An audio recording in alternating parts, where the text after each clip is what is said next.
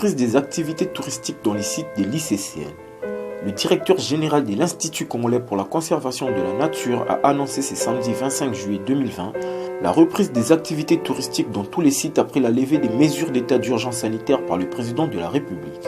Le docteur Cosma Wilungula a affirmé qu'il a transmis une note circulaire à tous les chefs des sites pour la dite activité et a insisté sur le respect des gestes barrières à observer contre la Covid-19 car la pandémie est encore sur notre territoire. Nous avons également obéi à la décision de lever de mesures, mais nous savons qu'il y a des gestes barrières qui restent d'application.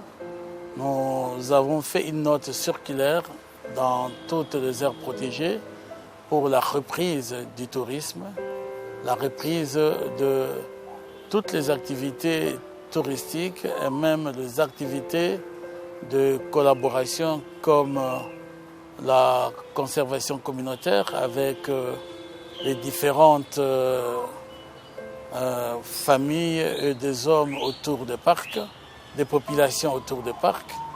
Mais également, nous avons pris des dispositions pour que les rencontres et les réunions ne puissent pas dépasser effectivement une certaine masse d'hommes, afin de pouvoir préserver effectivement nos agents, nos visiteurs et même nos animaux de la contamination. Vous savez, aujourd'hui, nous sommes en train d'attendre le résultat de certaines analyses qui ont été faites sur des espèces comme les bonobos nains.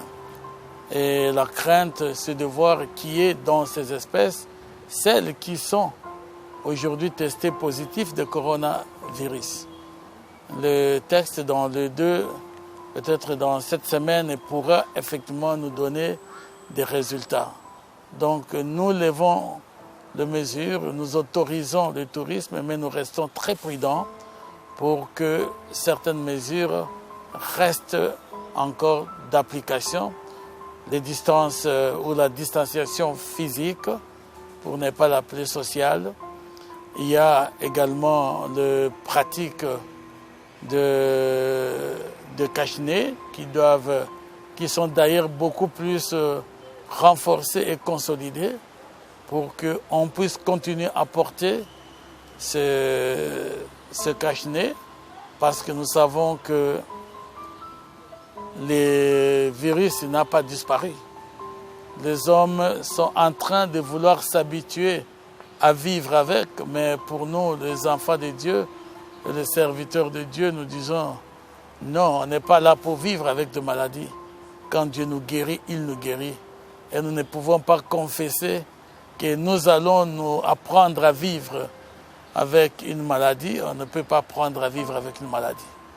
La maladie arrive quand elle pourra arriver et l'homme se traite ou arrive à se soigner quand la maladie est là.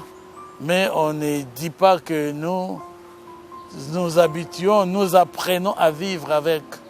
Non, on sait que c'est une réalité qui est sur la terre, mais les hommes de Dieu prennent leur soin de refuser, prennent leur soin de confesser leur foi en refusant de pouvoir s'habituer à vivre à ce type de maladie.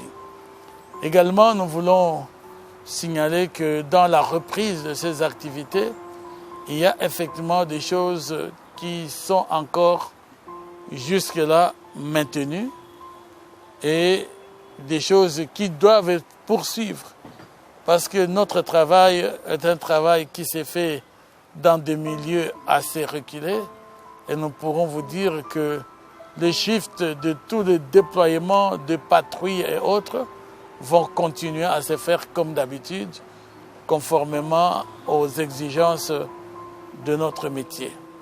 Voilà en fait ce que nous pouvons vous dire, que la note circulaire est déjà envoyée partout dans toutes les aires protégées et cette note stipule clairement que les activités touristiques doivent se faire, mais on doit éviter qu'il y ait des groupes qui dépassent de 20 personnes dans chacune des aires protégées.